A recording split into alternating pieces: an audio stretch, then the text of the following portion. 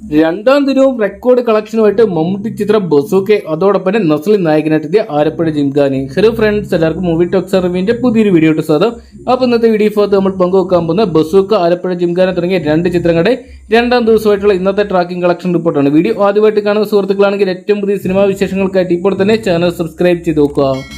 മലയാള cinema പ്രേമികൾ ഏറെ പ്രതീക്ഷയോടെ കാത്തിരുന്ന ചിത്രങ്ങളൊന്നായിരുന്നു നസ്ലിൻ കേന്ദ്ര കഥാപാത്രമെടുത്തിയ ആലപ്പുഴ ജിംഖാന എന്ന് പറയുന്ന സിനിമ.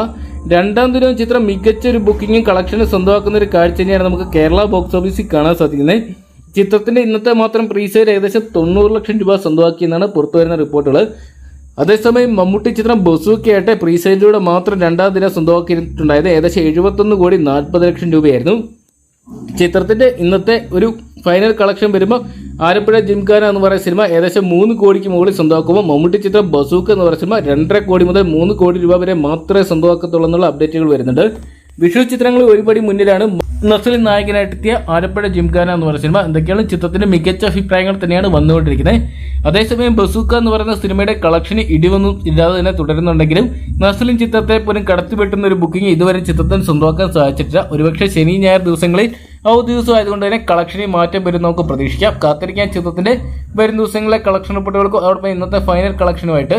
അപ്പോൾ ഈ രണ്ട് ചിത്രങ്ങൾ നിങ്ങൾ കണ്ടിട്ടുണ്ടെങ്കിൽ നിങ്ങളുടെ ഫേവറേറ്റ് ചിത്രം എന്ന് കമന്റ് ബോക്സിൽ പങ്കുവെക്കുക. വീഡിയോ ഇഷ്ടപ്പെട്ടെങ്കിൽ ലൈക്ക് ചെയ്യാനും ഷെയർ ചെയ്യാനും ചാനൽ സബ്സ്ക്രൈബ് ചെയ്യാനും മറക്കണ്ടോ.